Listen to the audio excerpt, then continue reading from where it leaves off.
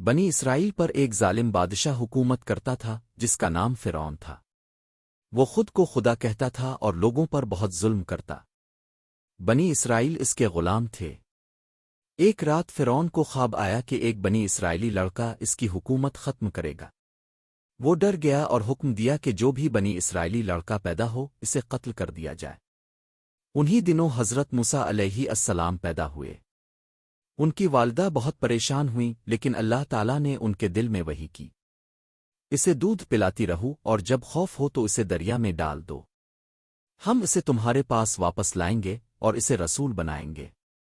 سورہ قصص 1۔ انہوں نے حضرت موسیٰ کو ایک ٹوکری میں ڈال کر دریائے نیل میں بہا دیا۔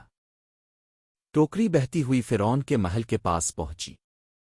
فرعون کی بیوی آسیہ نے بچہ دیکھا اور فوراً محبت سے کہا، یہ بچہ ہماری آنکھوں کی ٹھنڈک ہے، اسے قتل نہ کرو۔ سورہ قصص 9۔ فرعون مان گیا۔ یوں حضرت موسیٰ فرعون کے ہی محل میں پلنے لگے۔ حضرت موسیٰ کی والدہ کا دل بہت بے چین تھا لیکن اللہ نے ایک تدبیر فرمائی۔ بچہ کسی کا دودھ نہیں پیتا تھا یہاں تک کہ حضرت موسیٰ کی اپنی ماں کو بلایا گیا اور بچہ انہی کا دودھ پینے لگا۔ یوں وہ اپنی ماں کی گود میں واپس آ گئے۔ جب حضرت موسیٰ جوان ہوئے تو ایک دن انہوں نے دو آدمیوں کو لڑتے دیکھا، ایک بنی اسرائیلی اور دوسرا قبطی، فرعون کا قوم والا۔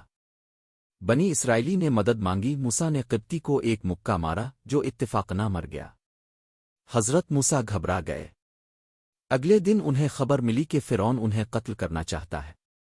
وہ فوراً مدین کی طرف نکل گئے۔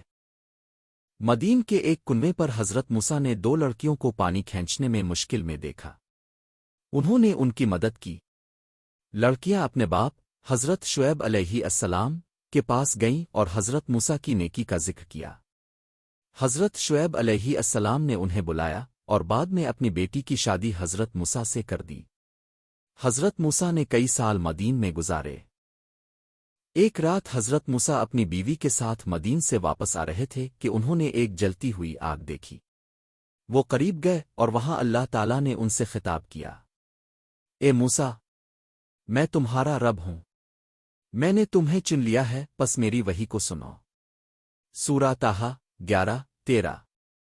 اللہ تعالیٰ نے حضرت موسیٰ کو نبوت عطا فرمائی اور حکم دیا کہ فرعون کے پاس جاؤ اور اسے حق کی دعوت دو۔ حضرت موسیٰ اپنے بھائی حضرت ہارون کے ساتھ فرعون کے دربار میں گئے۔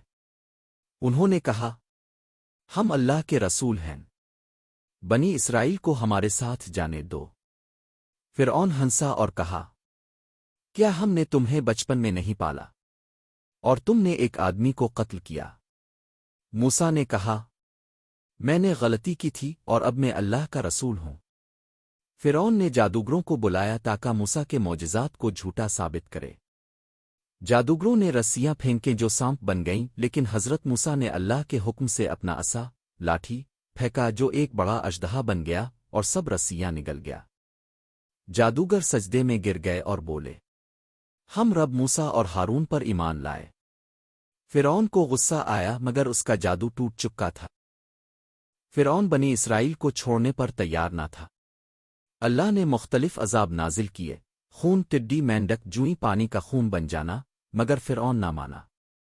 آخرکار اللہ نے حضرت موسیٰ کو حکم دیا کہ رات کے وقت اپنے لوگوں کو لے کر نکل جائیں۔ وہ سمندر کے کنارے پہنچے تو پیچھے فرعون کا لشکر آ گیا۔ حضرت موسیٰ نے دعا کی اور اللہ نے سمندر میں راستہ بنا دیا۔ بنی اسرائیل گزر گئے۔ جب فرعون اور اس کا لشکر پیچھے آیا، پانی واپس آ گیا اور سب غرق ہو گئے۔